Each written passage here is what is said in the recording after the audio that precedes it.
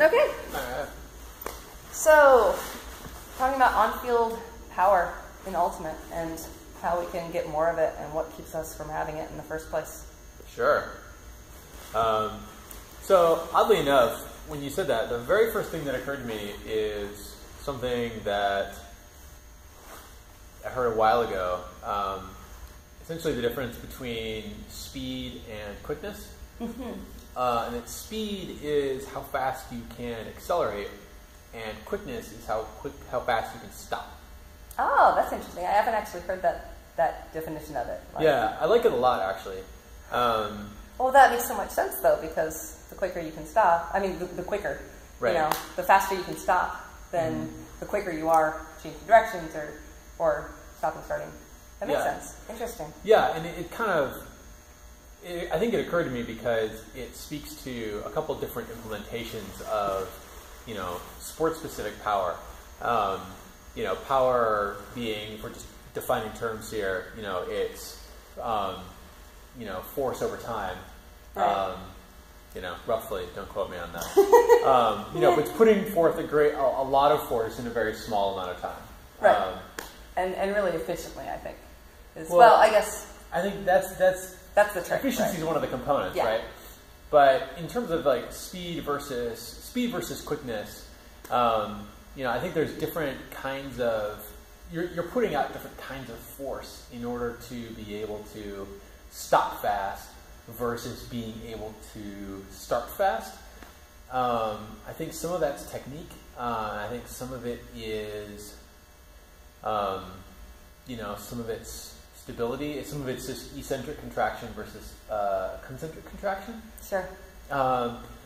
I thought that definition that I mentioned earlier was really interesting because I have, for most of my career, been someone who had a good top speed and I could stop really fast, but my start wasn't the fastest. And so I would kind of make a living being quick rather than being fast, in the sense that I could stop really fast and then just sort of go get the disc, or I could get up to a high speed, give me a longer runway.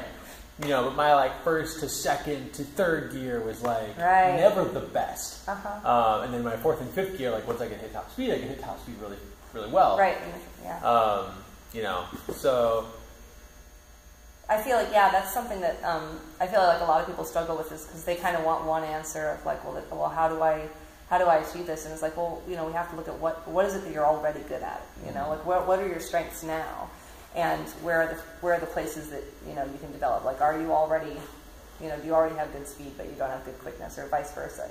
There's a lot of people. Myself, I would count myself as someone who can start really. I have a good start. Yeah. But the stopping is not awesome. So my eccentric, strength and power is lacking, where I actually have a good amount of concentric. I can get going fast, quickly. So it's one of those. We all have our threats. And I think that's one of the most fun things for me in working with Ultimate players, is just helping people sort of round themselves out a little bit and be able to start to do all those things well. We've talked before though about how much time should we spend making our strengths stronger, right, and not worry as much about the things that we're not good at, and how much proportional time should we spend bringing up our weaknesses. If we only have a limited amount of time to train, which we all do, right, then how much of that time should we spend on one versus the other? And I know you've got some opinions on that. And actually, we haven't talked about it in a while. I wonder if they've shifted from what I knew them before. But I don't think that they've really shifted. So my feeling is that in Ultimate, maybe in sports in general, one of the quickest and surest ways to succeed is to have an overpowering strength. Right. This is, Bo's speed. This is, Nord's height. This is your ability to change direction. Right. Just if you've got something that is overpoweringly strong, you can ride that as a lever against all other aspects of your game. And I feel like I've heard that in a team context as well. It's just okay, well, this team, as a team is really quick. you know, and so that's our strength, and so we're going to design our offense, our defense around the fact that, you know, this is a strength that we have as a team. And so I think that's a really interesting lens to look at things through too, because so much of the training you do is as a team, and so making sure that, you know, do you have team strategies in place that accentuate your strengths and play to your strengths. Yeah, I think that's really important. It's rough to be on a team where you have a particular strength that doesn't play well with what your team emphasizes. Yeah. You know, but at the same time, that's a lot of the team's responsibility too, is to take the strengths of its component players and use them well. And find the strategy that works. Right, find the strategy that uses them well. And not just the one that you did last year, or the one that you personally are the best at. Yeah, exactly, the thing you know. Yeah. Yeah, Sockeye, speaking from my own experience, has had some really, really good success whenever we've made that sort of conscious shift to kind of throw out what we did and embrace the strengths that are in front of us. You know, in 2004, when we went to the flat stack after we got Chase and Nord. Right. What the flat stack does is it exposes all the cutters deep, right? Yeah. So you get those guys out there, and you know, this works great. Right. You know, in 2010, switching to a vertical stack and, you know, a more role-oriented offense when we had players who fit really well into those roles. Right. You know, yeah, bending your strategy around your players, and then in 2012, 2013, when we got all these sort of smaller, quicker, space-aware players on offense, you know, just being able to leverage that stuff really well as a team, you know, leads to success. But in terms of like an individual, the rough ratio that I've kind of believe in is focusing about 60% of your time on your strengths. I think you could say this about practice planning as well. You know, concentrate a little more time on just making your strengths really, really, really strong. Okay. Yeah. I feel that's pretty similar to the ratio I use in the gym as well. Awesome. Yeah. So good. Right. We're on the same page. That's awesome. No, we're on the same page. No way. Shocker. That doesn't happen. Yeah. But I think the higher up in level you go in terms of the level of competition that you're facing, you're going to run into players who are smarter and have abilities that are more comparable to you, no matter how strong your strength is. And if it's strong enough that it's catching people's notice, that, you know, you can count on them. They will find a way to scheme against They'll find the balance to right. that strength. They will try to mitigate that. And that's the lever of having an overpowering strength, is like, you know, everyone is so terrified of Bo going deep that he gets pretty much anything he wants. Under, anything. Right? You know, it's so easy. It's true. Because his strength is so overpowering. You know, but people do figure out how to scheme against it. They figure out how to, you know, balance as a team. You figure out how to play him as an individual, you know, and then it becomes really important that's where that 40% comes in, to make sure that your plan B and your plan C is strong enough that it can still you know, carry its own. Yeah. You know, if you are not getting your plan A, but you're getting your plan B for free, right? Is that good enough? Yeah. You know, well, is that enough to win? Is that enough to win? Is that enough to provide value for your team? And the same thing I think holds true for how you train physically. Since that's, you know, sort of what we're talking about. So one of my interesting experiences with gym training for Ultimate was in 2009. Sockeye made the decision to go to an external. This is our first time we've ever sort of farmed out our conditioning or our gym training to, you know, an outside entity. And it was a group called... But not the last. Right, exactly. A group called Endzone Athletics. It was like two guys in Kirkland, if you know where that is. You said. Right. And they trained some pro athletes. They trained a couple UFC fighters that you probably heard of, whose names I won't drop. You know, this is the first time they'd worked with Ultimate athletes, but, you know, they kind of dug in and sort of, you know, we showed them some film and they kind of got behind it. But it was real education for me, in that it was the first time that I'd ever really just kind of stopped everything and trained for strength and trained for power in a way that was just really totally optimized for those things and those things only. So to start off, one of the things that was interesting about what they did was they ran us through this battery of testing which is basically just like this sort of it's like a torture course. It was so bad. Yeah, it was like a vomit comet. But from this, they basically sort of segregated us out into, this is the group that's going to do more, that already has like pretty high power output, and we're going to do more anaerobic training with those guys. And here's this other group that has like pretty high, like aerobic, anaerobic thresholds, but they need to work on power more. And I was in this latter group, because I was just like, I'll run all day. But as I said, like right. First, second, third gear, not as great. I can stop super fast. And so we really only started working with them like mid-season. I want to say like end of June, which is a really interesting time to start a strength and power. Mistakes were made. Like, let me just say, we kind of all knew that this was happening. They were kind of like, well, all right. If you say so, I don't know. Right. But what was really different about it is the stuff we were doing was typically ultimate athletes get in the gym and they just want to work the way that they feel on the field, which is just like, I'm going to do stuff until I'm about to fall over, and I'm going to stop for enough that I can kind of recover and then go back and do it again. Yep, right? Pretty much. Yeah, I'm not breathing heavy all the time. I must not be doing it right. Right, exactly.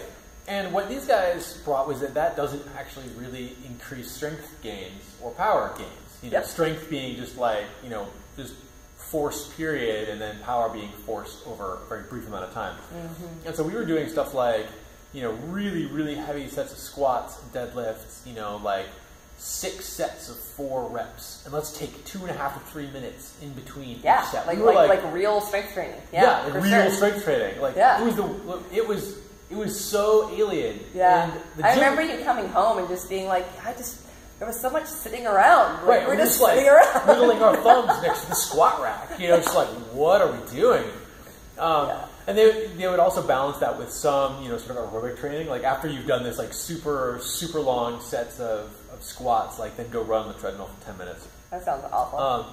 And so what it was is that it juiced up everyone who was in this group. And by this group, you mean Sakai or the power group? With the power group. Power group, because the other one was... The other one was anaerobic, right? So they were doing other things. They were doing stuff that's a little bit closer to what you sort of expect ultimate players to kind of be doing. Right. Okay. And that was the group that was sort of judged to already have pretty high power output. This was like the fast guys. Right. We were like, oh, those are the fast guys. Yeah, those are the guys who were sort of doing that. Got it. Just I think by virtue that they were fast. And I think they were a little weighted towards defense as well. Given, they might have to be effective on the field for slightly longer. This was, I think, the logic at the time anyway. Sure. And our tracks also were, run a 40-yard dash, rest for a minute and a half. Right. Run a 5-10-5 T, rest for a minute and a half. So just purely like those 40 yards are like that's all you've got, and then you want full recovery, and then try it again. And it's absolutely generated results in the sense that we all got way stronger, and it changed the way we moved. But there were some interesting gaps to it that I found. One, it was a bad time in the year to do that. Like we all got seriously overtrained in the process of doing that. They had this crazy machine. I can't remember what it's called. Basically, you like lie on a table and they like literally. That's right, the electrodes. Yeah, and you just sit there and they like get all this data from your body. I remember you talking about this. And I was like, I want to do that. It's like the Russians. Yeah, and it's like they would like sort of chart your sympathetic and parasympathetic nervous systems. And I remember they told Ben Wiggins and Sam CK in August that they need to not play for 2 weeks. Like don't do anything. Yeah. That's so we were like, okay, no, but thanks. But this is sort of where we were at. So that was bad. We understood what it was like to run around when you were really, really strong, and it actually, and just the act of lifting that heavy helped me understand, like my hip to knee levers in a way that I hadn't ever really been able to understand before. Oh yeah. And it started to change the way that I ran, which was really fascinating. Just kind of. But it was kind of brute force. This is after we've been doing it for kind of 2 months. And that was sort of a missing component, is that there wasn't any... We got really strong standing in one spot lifting weights vertically. Right. But we don't... you know, when do you do that? This is not a high jump competition, right? Most of the time we're running around. Most of the time. I mean, every once in a while, every once in a while you have to jump up. But then you're going off one leg, right? Not two legs. This is also true, right? And some of us could jump really, really, really well, but translating that to actual horizontal movement, there wasn't a whole lot of that translation piece that ever really went into it. We weren't really learning how to take all of this new strength that we had and actually put it into apply fields. it, yeah. Right, apply it to starting, apply it to stopping. Because stopping was my bread and butter. Right. But I wasn't very good at stopping that year because you know, so you actually got worse. I actually got worse. So your strength actually got less strong. And I mean your strength meaning your ability to stop. Right? Yes, and I think there was two components to that. One is I was coming into those turns faster. Sure. Right. Because stronger. Right. Okay. But also I was lacking stability. I've been focusing on concentric power and not a lot of the sort of eccentric control and balance, and we just weren't practicing that stuff. Right. Because I know I can see that. And also, we were doing really heavy bilateral lifts, which meant most of us, including myself, developed some sort of nagging injury because of the core asymmetry that Ultimate puts out. So I got patellofemoral pain syndrome in my knee, just like literally right as I was starting to figure out how to translate this my new power into speed. Yeah. Like literally, it was like a Thursday practice before. I was like, "Oh my god!" And then it was ECC, and it was during ECC that it started, and then it was just like, so painful.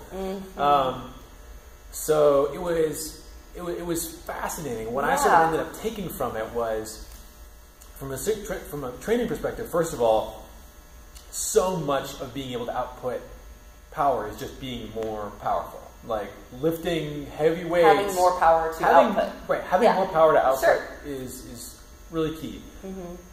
Second of all, it's not going to actually affect the way that you move unless you practice that. Or it will, but eventually.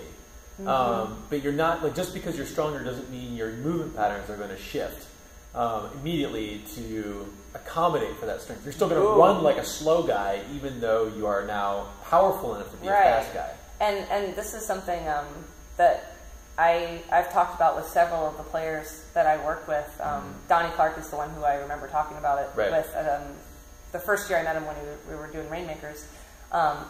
With great power comes great responsibility.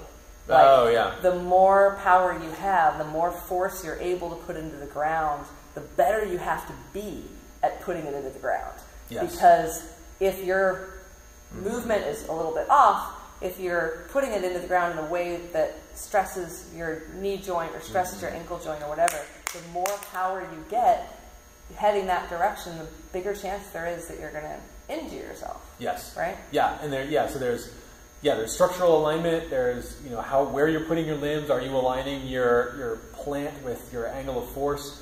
And core stability is a huge component, and I think that's part of where I got worse at decelerating. Did you just put that together just now? Yeah, I just put that together just now. And that I had all this tremendous power sort of from the hips down. But actually being able to stop my big, meat proboscis is standing up from my hips in order to react to that. Like, you have to have equivalent stability and strength in your core pillar in order just to mitigate all this force that you're now throwing. Well, and I think what people think is, well, if I do all these bilateral movements where I'm loading up the core, evenly on both sides, I'm going to develop that kind of stability. But what they don't realize is the amount of asymmetry Ultimate brings to the table makes it impossible to translate that force evenly through both sides when you're doing a bilateral lift. Yes, you're gonna use your good side more. And so that's why I find it so important to do a lot of core exercises that target one side and then the other side, and actually try and even those out a little bit. Because if they're even, you will get stronger. Yeah, right. No, that's but if they're not, then you start twisting, you start doing all these weird things, and then your meat proboscis starts flopping around. Yeah, right. Yes, absolutely. Or you start leaning more on one leg than the other. Like your right leg for most of us, just pushes into the ground harder, and you use your right groin more, and particularly then if you're doing, you know, staggered stances on the field, like a hurl step or a lunge movement pattern for accelerating or decelerating, you're all twisty. So so that stuff super important. So that was a lot of the takeaways that I got from that experience. No, that's interesting. And I remember there were definitely people that got stronger and that took some good things away, and there were definitely people that got injured and like, you know, and maybe they didn't get injured that year, but the following year, it was, you know, a wasteland. It was like they made it through, but like by the skin of their teeth, and then it was like, brah. So Dude. So instructive experience, but probably not the best model. It was a learning experience, right? Exactly. Training for Ultimate. Yeah, I wouldn't. You know, I think that before you do big bilateral lifts, you need to balance that out, because otherwise, it'll result in asymmetry and injury rather than strength, or it'll be great strength in the near term. You know, or great lower chain strength. Right, or great lower chain strength. And great strength in this vertical movement that doesn't actually translate well to actually running around. Yeah. So one more addendum to that whole experience. You know, as I mentioned, so we had this group of people who were, you know, sort of judged to be, you know, have better, you know, aerobic, anaerobic thresholds, and so we were all doing this crazy power stuff. You know, and didn't really do a whole lot of, you know, grinded out, you know, barf on the tarmac tracks that we're used to. One of the theory, what we were told was that being stronger and being able to be more efficient in the first couple steps of getting up to speed was actually going to save us energy in the long run. And one of the things that I do remember from that year was I was really surprised at how exhausted I wasn't when I was in the field. Yeah, that they were actually right about that. They were actually kind of right about that. So for that, with that kind of as input, I've, you know, been trying to load up my early season, you know, with more strength and power training, you know, translating it onto, you know, into field movement type stuff, but I've put a bigger focus on being able to get up to speed quickly, you know, the speed component. Right. You know, because it was a bit of a surprise and a shock to me, really, that, you know, I could sort of go most of the fall without, you know, doing a, you know, vomit comet type track, and then get in tournaments and feel relatively fresh. Yeah, and not die like halfway through the first game. Yeah. Yeah, I mean, because it's one of the most difficult things for me about training people for Ultimate is that it's such a sport where power is really such a defining factor, and like, you know, if you've got the power, then, you know, you're going to excel. But it's also an endurance sport. You know, it's also not just the game. The games are long, but then the tournament format with 3 games, 4 games a day over a course of a weekend. You know, it's like trying to run a marathon as a sprinter. And so, how do you train for a sport like that? Like, it's really difficult. But I agree with that supposition that if you have more strength and power, and then you spend less energy getting up to speed than you do if you don't have that strength and power, and then you have more energy to run around with later on. So I found that to be true. Also. About efficiency. So I agree with them about that part. Nice. Yeah. No, that's cool. So I mean, I think, you know, in terms of the way, I feel like I learned a lot from you going through that, because at that point I wasn't training for Ultimate. I was just doing personal training and stuff. So I felt like I really liked hearing all of that from you, and understanding more what their approach was. And then it was that next year that I kind of came and started working with the Rainmakers, I think. Oh, it was a couple of years after that. A couple years after that? No, yeah, I think there was one injury that was still nagging. I remember that one. But coming in after that and having kind of that template as being like, okay, well, this is what worked well, and this is how some of the negative effects, and then I'm coming at it from this angle, and like, let's see what we can kind of cobble together. So I feel like I've learned a lot over the last couple of years, and my approach has really shifted in how I train for Ultimate and how I train people. And I think in the beginning I was really focused on movement patterns and on increasing mobility and on soft tissue stuff. And I think that's what people still think of, like when they think about me and what I do, they still think, oh, she's kind of a soft tissue mobility person. And like, I'm fine with that because that, honestly, that stuff's really important.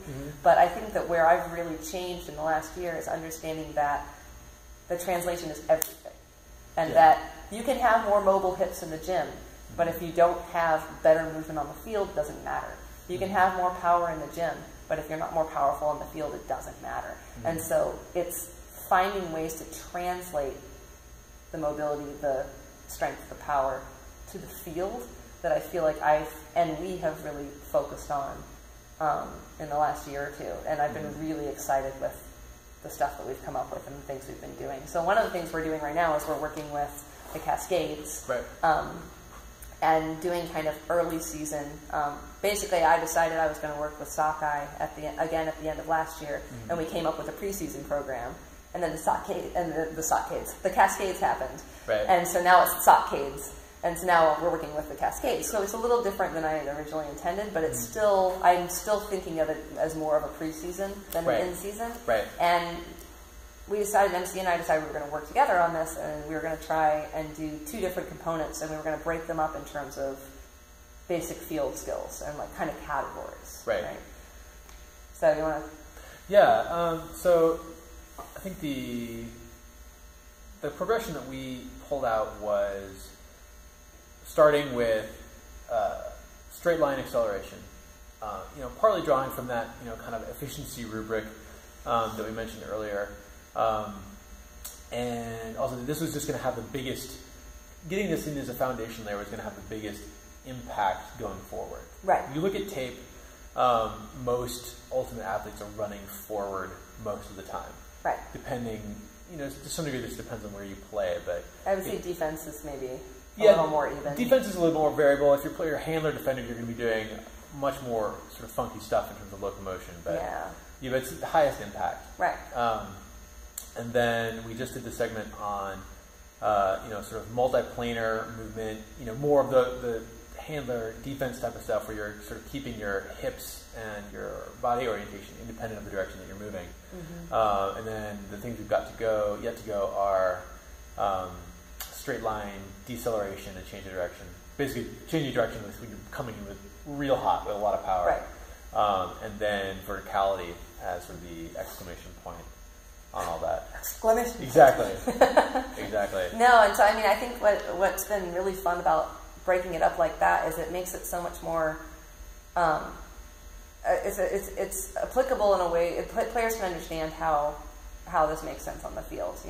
We start off saying this segment is about acceleration and the important things, the things that make you good at accelerating are things like having a really good, shin angle, being in this position.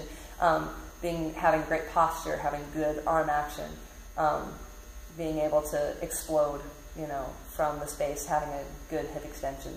All these things make you good at accelerating. And so here's parts of that we can train in the gym, and here's the parts we can train in the field. So the way we've been working it is I've pretty much been running the gym sessions and doing the strength power components here, some of those, and then you've been doing the track session and doing plyometric stuff and drills and running technique and things like that. And I feel like it's been really successful. And the thing that I love about it is that a lot of it is kind of non-traditional stuff, and a lot of it is stuff that we're kind of making up as we go. Developing. Sorry, yes, that's much better. It sounds so much more professional when you say it that way. Yeah, so we're developing it as we go. But I mean, and so much of that happens when we're doing this, like sitting around on the couch and talking about stuff. And that, I'm super famous for like bringing home, like, okay, so I worked with this person and I felt like I got this aspect of it, but then they asked this question that was a little bit more ultimate, like super ultimate specific or positional or whatever. And I think I got the right answer, but I don't play ultimate, so did I get the right answer? And then you'll be like, well, kind of. And then like an hour and a half later. We're like, we should have a snack. Yeah. And like maybe some tea.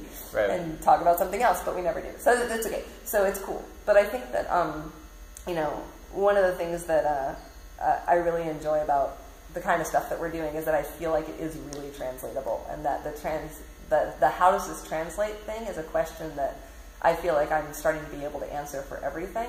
And if I can't answer that question, then I know that I need to take a hard look at the exercise that I'm giving somebody. Right. You know, if I'm having somebody do a movement and they say, so how is this going to make me better at Ultimate? And I can't tell them, then I need to take a look.